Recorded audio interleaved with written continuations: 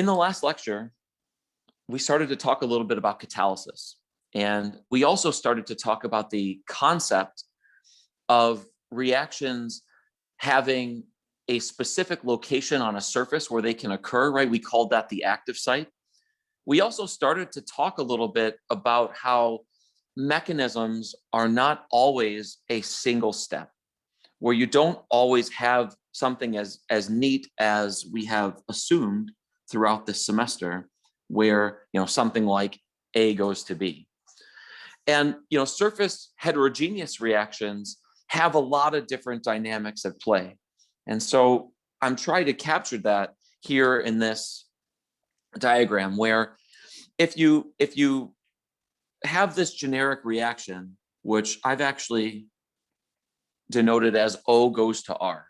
If you look at what's happening here, what you might expect, whether it's a gas phase reaction or a liquid phase reaction, is that near the surface, there's all sorts of different things that are going to happen. But far, far away from the surface, there's just bulk movement. And so you have to get the reactant, which is O in this case, to the surface, it will react to R, and then R will go away. And outside of this dashed line is really the bulk. And it's just the bulk solution. And there's all sorts of things that can happen out there. So if it's a stagnant solution, it's just diffusion. You could have flow, which would be convection. And as soon as O enters this sort of dashed line, we're near the surface. And we're inside of a thing that a lot of people will call the diffusion layer. Okay. And inside the diffusion layer, as its name would suggest, diffusion dominates. So from the time you get from this dashed line all the way to the surface, your behavior is basically dictated by how fast you diffuse towards the surface. So O first diffuses, then it comes to the surface, and it has to form a bond in order to react with the surface. And that could be a physisorption or a chemisorption. But that adsorption step is really the next step. So, in this case, O adsorbs on the surface. And only after it does that is it able to react. So then it reacts to give R in this case, which then is desorbed from the surface.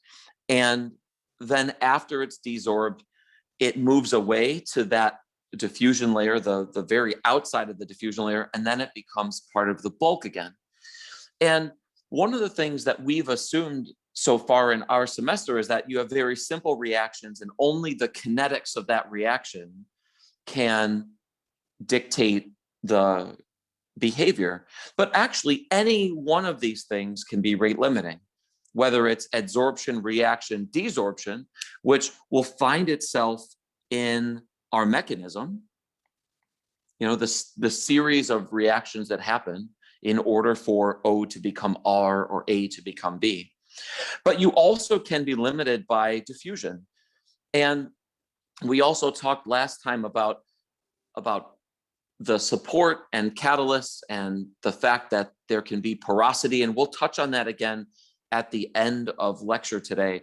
And whether we're talking about external diffusion or internal diffusion being something that we can and will take into consideration later on in the semester. But if these other steps that aren't just the reaction of interest can be rate limiting, that's going to manifest itself somehow in our rate laws. And the rate laws are what we implement to understand how the reactor is going to behave. And so we have to develop a way to talk to each other about how these elementary steps proceed, and then how that becomes part of the rate law. So I want to look at adsorption, reaction, and desorption in some detail today. And in order to do that, I'm going to use the same reaction that we've talked about a bunch of times. A goes to B, and we've done it in batch reactors, we've done it in CSTRs, we've done it in PFRs, and just started to touch the surface in packed bed reactors as well. But if we're going to look at A goes to B, we're not just going to look at it the same way that we've done all semester and say there's some reaction rate K1. We're going to dig into this a little bit more. And now we're going to say that we have at least 3 reactions that have to happen. right? So we have adsorption will be one reaction. We'll then have the actual transformation, right, which we'll call just the reaction. And then we'll also have desorption, okay? And what I would like to do is to write each one of these one at a time, all right? So we're gonna actually call adsorption reaction 1, the actual transformation will be reaction 2 or step 2, and desorption will be step 3. Now, in our last lecture, we said that reactions occur at active sites, right? And so we're going to denote active sites with the letter S. So we're going to say an active site is S. And if the first thing that we need to do in our reaction is to adsorb the reactant, which is A, well, that simply in this adsorption reaction would be that A, our reactant, plus an active site gives us, we're going to call it A dot S, which literally is A bound to the site. So you could almost think of that dot as just a chemical bond. And we're going to say that that has some forward reaction rate constant Ka, and A obviously in this case just stands for the species A, because we're looking at the adsorption of A onto the surface. Now, adsorption can also be reversible. And so we also can write this with a backwards arrow and capital Ka, where Ka is the equilibrium constant, right? Where Ka would equal, CaS over Ca times, and we're going to call this the concentration of sites. And I will explain this in a second, but I'm going to call that CV, okay? And we'll actually define these in just a second. So now we have A plus a site gives us an adsorbed species. Now the surface has a certain number of active sites, and your book actually denotes the number of active sites. So we're going to also, maybe we'll write this in a different color. So we're going to say that the number of active sites is an effective concentration, and your book defines that as C sub T, or really just the total, okay? Now your book, just as a warning, oversimplifies the process a little bit by assuming that there's only one type of active site per catalyst, and that's not really true. And we knew that that's not quite true from our last lecture where we talked about adsorption and the fact that one molecule might be able to adsorb in a number of different ways. And here's an example of that, where I'm showing the different adsorption modes for oxygen on platinum, which is a very simple catalyst and a very simple reactant. And we can see here that there's at least 3 different locations that oxygen can adsorb, and there's also 3 modes that can adsorb. So A here is called the bridge bonded model on the left-hand figure here. And essentially what's happening is that the oxygen-oxygen bond is shorter than the metal-metal bond. And so it's sort of bridged across these 2 metals, but not right at the center, but a little bit closer than the midpoint of the center. Okay, so that's one type of interaction.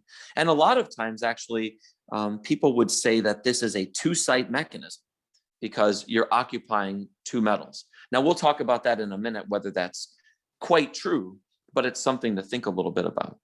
And then B is, of course, a single-site end-on mechanism where only one oxygen atom actually interacts with the surface here, and it actually bonds right between 2 atoms, and then it comes up, and it doesn't go straight up, that it's bent a little bit off the surface, and that's why this second atom looks like it's leaning a little bit. And then the third is a single site that, or a single site that interacts with both oxygen atoms in O2, but the site is not on the atom. The site is at this 3-fold hollow between 3 atoms. And that's just where the electronic density is sufficient to enable this to happen. And so you can see that, at least for something as simple as oxygen, there are three different ways that you can adsorb on the surface. And on the right-hand side here, it's trying to show that that can influence the pathway. So the Bringe bonded mechanism for oxygen reduction, this is an electrochemical reaction that we're looking at, only results in water, because the next step after you accept an electron is you have to break the oxygen bond. It totally destabilizes the OO bond. And so you end up with water. But the end-on mechanism, for example, or the Pauling model in B, you actually can make either water or hydrogen peroxide, depending on which atom is attacked first in the mechanism. So it is interesting that how you adsorb on the surface can really, really influence your reactivity. But the book doesn't do that. The book does something very, very simple and says that there's only one type of active site, and it's given this, CT. And it says then this total number of sites is actually split into two different things. You either can have occupied sites, and that's where there are species adsorbed. Like, for example, you can have CAS, just like we have here from the adsorption of A, or you can have a vacant site, which is called C sub V, right? And so we have this mechanism then where we know that the rate is going to be dictated by the concentration of A, the concentration of the sites that are available for reaction to happen, and then we also have the concentration of adsorbed species on the surface that's going to play some role in the reverse reaction. So let's look at this a little bit. So let's first start with the forward rate of reaction 1, okay? And that, of course, is just minus something that's familiar, right? Ka times Ca. But now we have this extra term, and it's the number of sites that are available for the reaction to happen. And of course, if a site is already occupied, it can't be used. So the only thing that's really important here is the concentration of the vacant sites, okay? So this is one way to write this, and we're going to use this most often.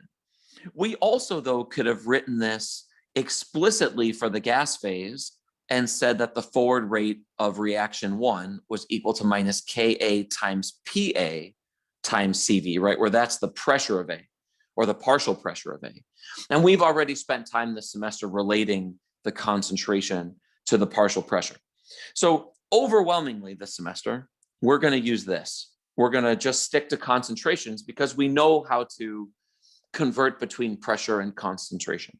So we're not going to focus on really on that transformation too much. So let's just keep it as straightforward as we can here, okay? Well, now we also have a reverse reaction, right? For reaction 1. And that involves the number of molecules of A that are adsorbed on the surface.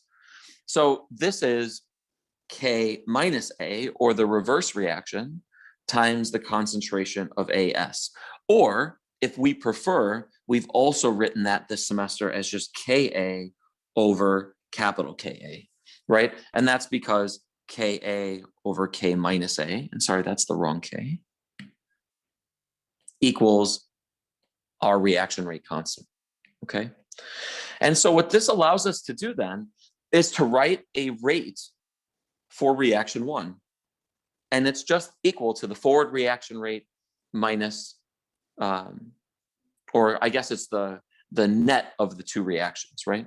And so the rate of reaction 1 then is just equal to minus Ka times the concentration of A times the concentration of the vacant sites on the surface plus Ka over the equilibrium constant for this reaction times the concentration of adsorbed species on the surface, okay?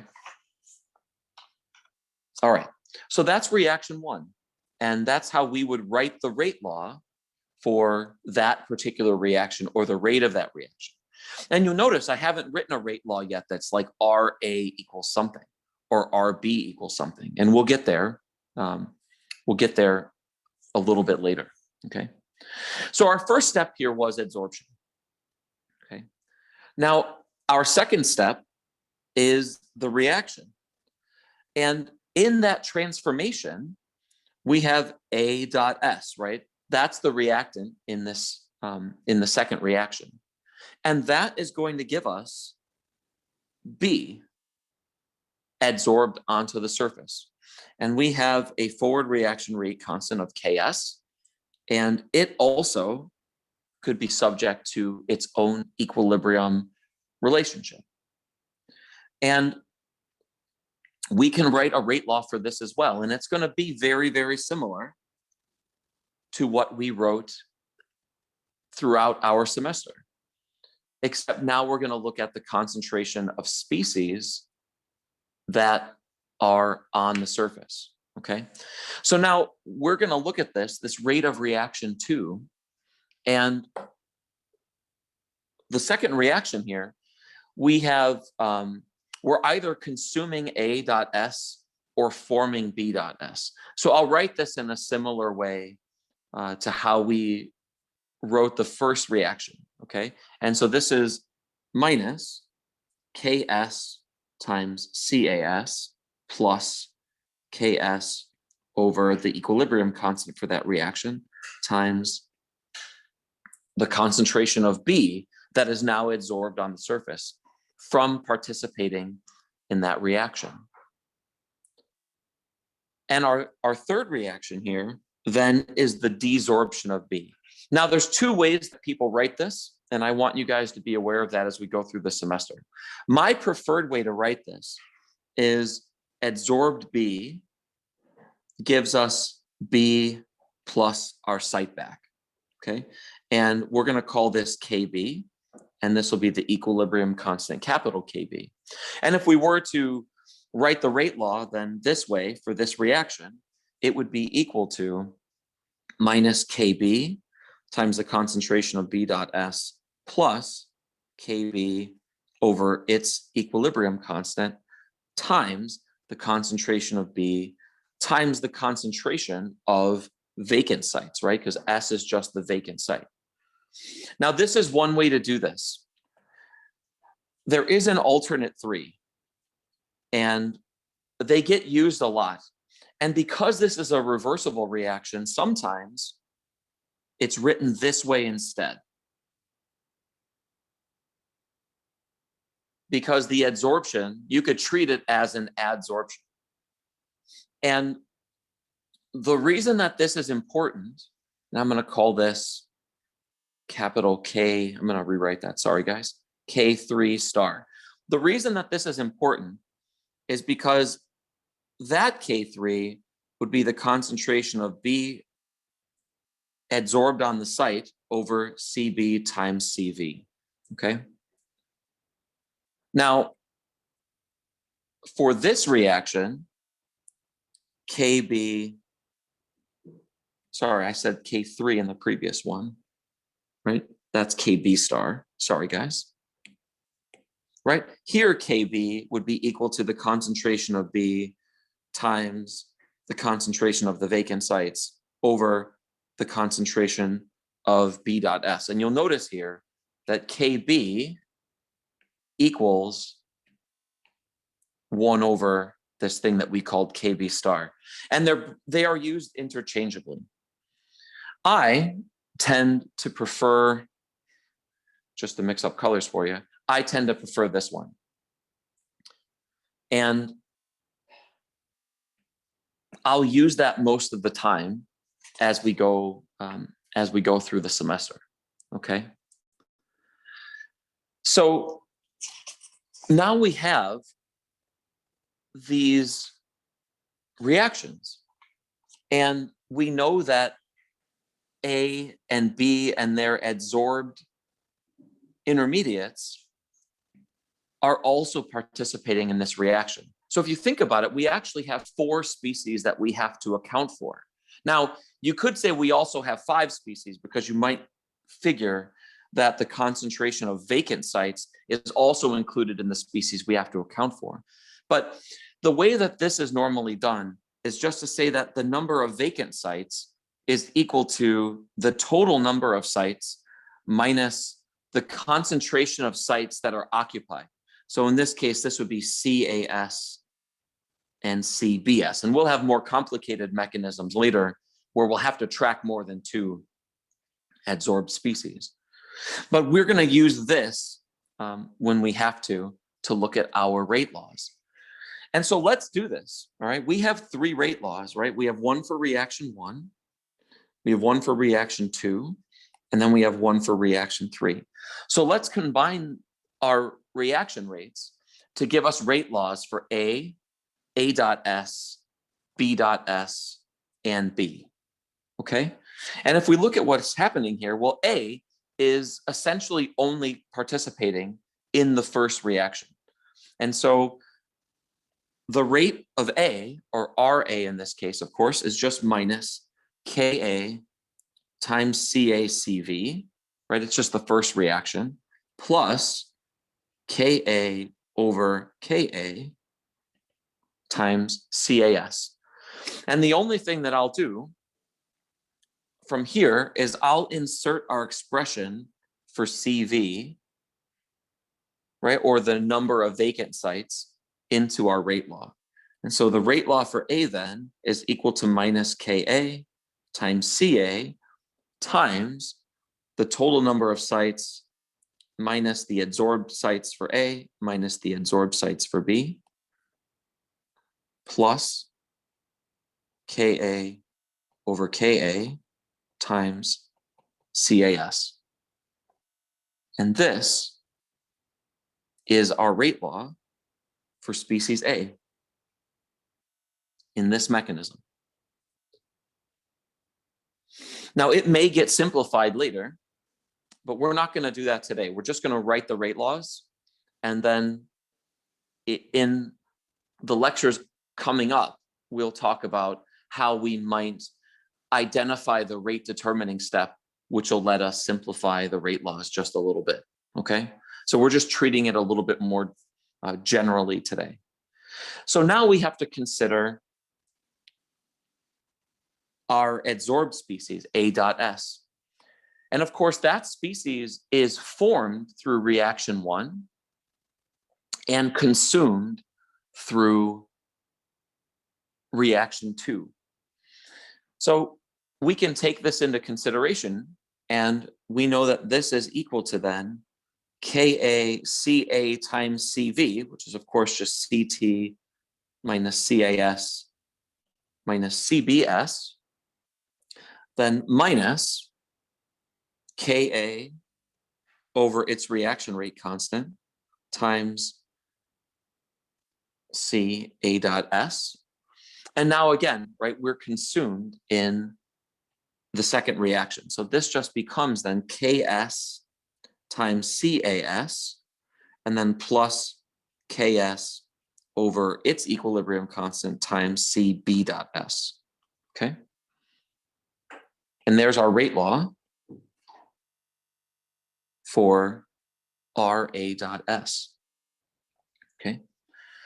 And now we can do this for the last 2 species as well. So we have Rb dot S, right? That equals Rbs is formed in the second reaction, consumed in the third one. So here we can say that that's Ks Cas minus Ks over its equilibrium constant times Cbs. And then we're consumed in the third reaction, right? So that's Kb times Cb dot S plus Kb over its equilibrium constant times Cb times the number of vacant sites, which was Ct minus Cas minus Cb dot S, okay? And there's our third rate law. And then the fourth one, we can solve for the rate of B. And of course, B is only formed in the last reaction. And so if we look at this, right, this is Kb times Cbs minus Kb over its equilibrium constant times Cb times C total minus CAS minus CBS. Okay. And so these are our 4 rate laws. And we're going to revisit these in future lectures as we try to simplify things, as we ask ourselves questions about which step is the rate determining step and what should that mean for the rate law. Maybe if A goes to B, the rate determining step will also be irreversible. So what does that mean for the overall reaction and all of these other reactions? And we're going to get into that a little bit later on, okay? But the thing I want to assure you is that if we look at these 3 reactions, right? Reaction 1, reaction 2, and reaction 3, if we actually write these, right? A plus S gives us A dot S gives us B dot S, and B dot S gives us B plus S. If we look at the mechanism this way, well, if we look at the overall process, these are going to cancel, right?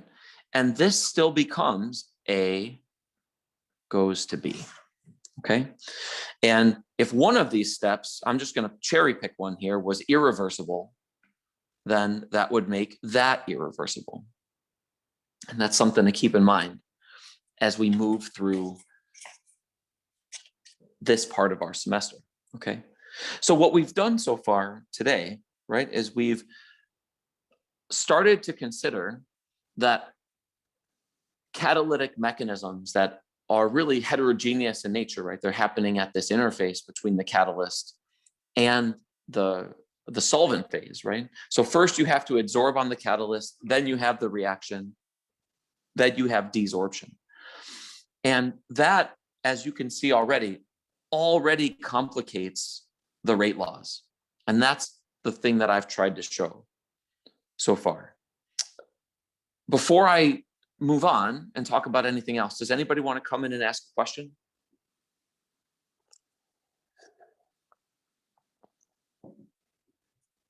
Okay. So there are 4 complicating factors for studying these mechanisms that I want to talk about relatively quickly, just so you're aware of them. And some of them we'll take into consideration this semester, some of them we will not. So the first one is that you might have a single reactant, just like we talked about with oxygen, that occupies 2 sites.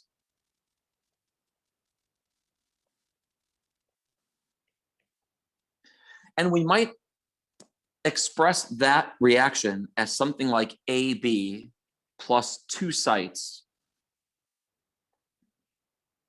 with some reaction rate constant KAB gives us A dot S plus B dot S, right? And in the oxygen case, right, it was O2 maybe plus 2 sites gives us O dot S plus O dot S.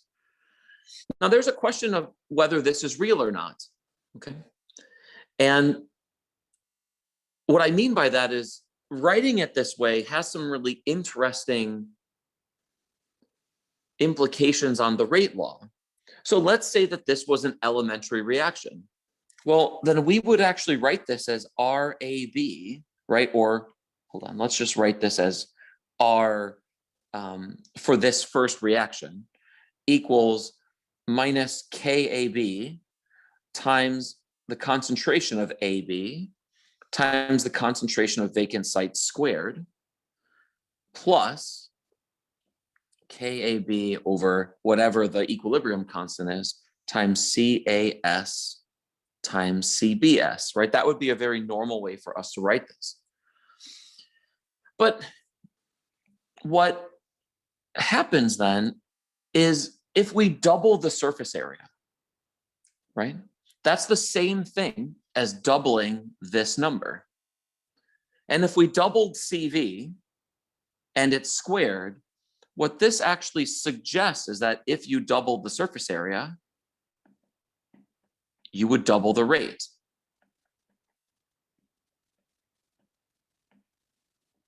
And honestly, that is almost never observed. So when I say that this is controversial, that's why. It's a complicating factor. Now, this is exactly what Fogler does in this book. And we will bump into this occasionally. And we're going to follow the way that the book does it. But it is a complicating factor that is still something that that for individual reactions needs to be studied. Okay. You could have the exact same thing happen if you had multiple reactants that need identical sites. Okay, so here's an example where let's say A plus B plus 2 sites gives us A dot S plus B dot S. Well, this also leads to a rate law, right? That RA equals, we'll call it KA times CA, CB, CV squared, and then minus the other side of the equation, right? Now, this gives us the same problem, right? You doubled the surface area. There is a more straightforward way around this problem, would be to say that, well, you can't write it this way. That the more correct way to do this would be to have A plus a site gives you A dot S, and then B plus a site gives you B dot S. And that might take care of this squared problem. And it does, okay? But reactions aren't always written that way. So it's something to be careful of, okay? The third complicating factor is multi-layer adsorption, okay? And one of the things that we assume, and that we will assume this semester, is that there is only one adsorbate per active site, and that there's no interaction between active sites. And so, you know, that is called Langmuir adsorption, right? Where you have a single layer and you have no interaction between adsorbed species.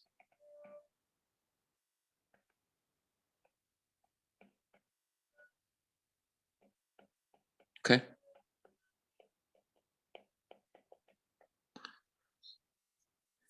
And the nice thing about Langmuir adsorption is that Ka is very easily determined by just phase equilibria thermodynamics, which is like thermo 2. And of course, we're not going to do that here. And so Langmuir adsorption looks like the left-hand side here, where you have active sites, which are those little nodules in the surface here, and that you have one species that adsorbs at each active site. And when it forms a monolayer, or you have one layer of complete coverage, adsorption is done. And that's really the model we're going to be following here. But there are types of surfaces, types of adsorbates, and reaction conditions where that's not the case. For example, if you went down to very, very low temperatures. In fact, we use this method from Brunner, Emmett, Teller to measure the surface area at very low temperatures and to understand, is it single layer adsorption, multi-layer adsorption, what the pore volumes are in these materials. And we do this, it's called actually the BET method, or nitrogen adsorption method, where you put nitrogen in, or you put your catalyst material actually in a container, you pull vacuum, then you add nitrogen into that vessel that has been evacuated. You go down to very, very low, like liquid nitrogen temperatures. Then you allow nitrogen to adsorb on the surface. You pull vacuum to pull all the other gas out. And then you heat up the sample and you measure the volume of nitrogen that comes off the surface. And you do this at a bunch of different pressures, et cetera. And depending on the pressure, and I know this is a little bit much, you'll have different types of isotherms, or like different curves that describe how much gas was adsorbed at each of these pressures. And so you can easily have multi-layer adsorption.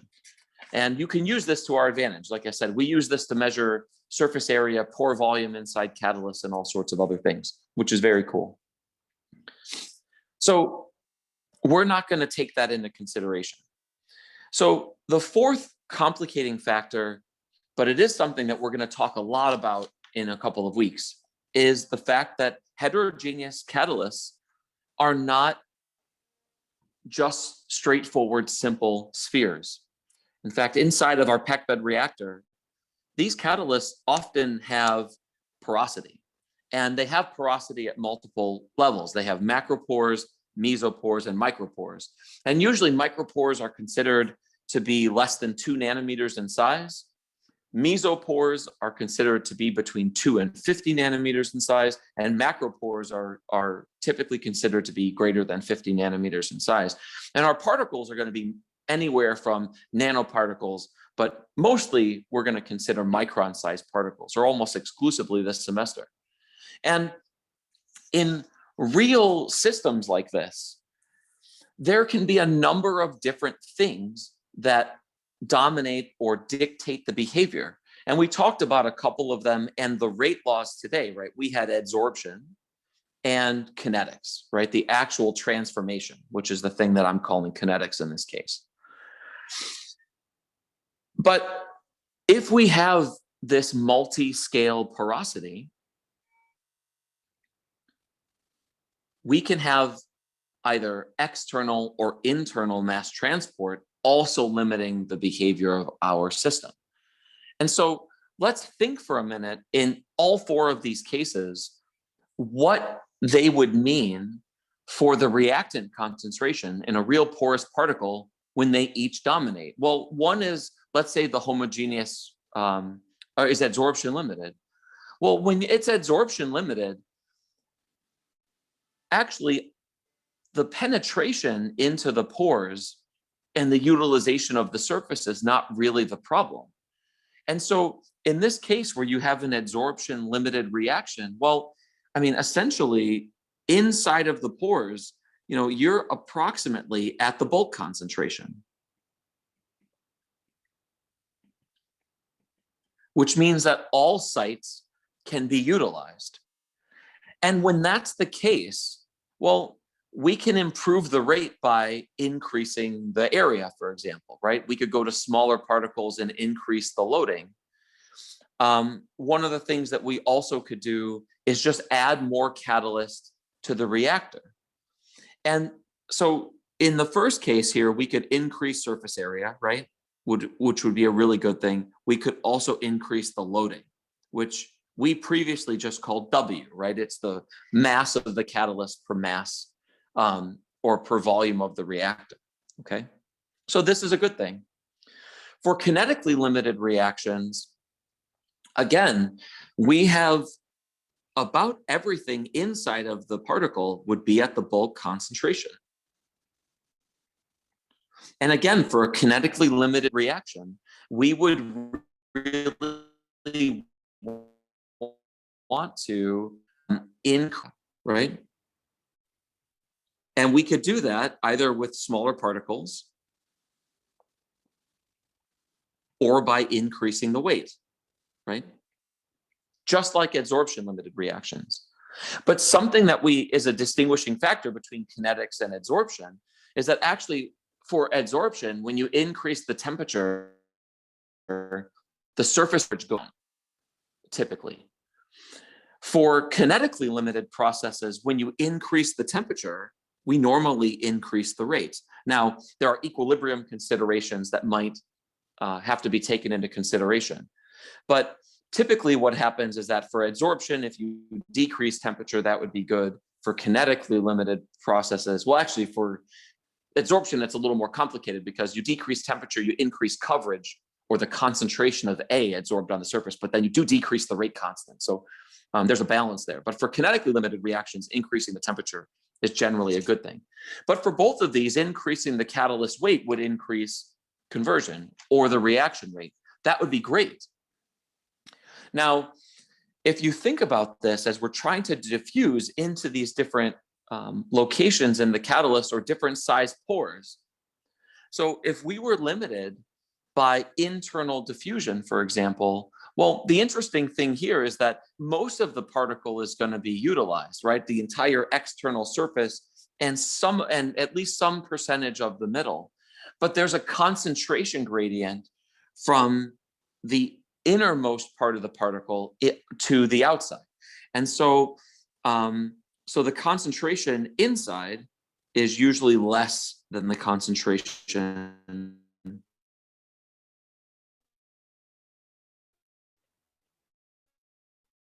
of the set. You usually increase the rate change of the particle. If on rate, right, particle size. Oh, you were internal diffusion limited. You also could increase porosity. Right? That's another thing that we could do here. That was a really good thing. And the last one here, when you're limited by external diffusion, well, now actually none of the inside is utilized.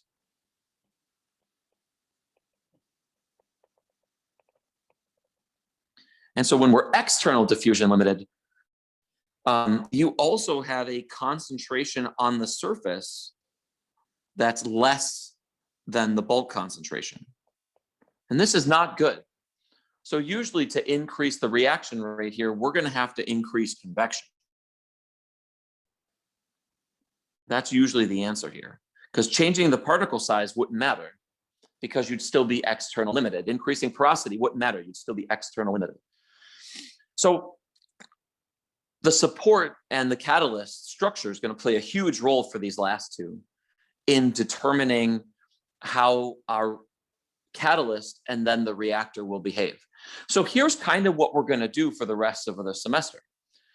We're going to start with the top two. And we did that today, right? We talked about a mechanism where adsorption, desorption, or reaction could be the rate determining step. And we're going to spend a couple of weeks just zoomed in on that and looking at one of the conditions where either the first bullet or second bullet is limiting the performance of our reactor. And hopefully we're going to get very, very adept at writing rate laws for different situations and using those and information about the rate determining step to really definitively develop rate laws. So we're going to plan to get really good at that over the next couple of weeks. Then after that, we're going to talk about the bottom two bullets, where we're going to start first thinking about external diffusion and how and doing some math and figuring out how we could actually improve the rate and then show that. And then we'll move to internal diffusion. And then we'll do mixed cases where you have a little bit of mass transport issues on the outside, a little bit on the inside, and look at then reactor designs that take this into consideration.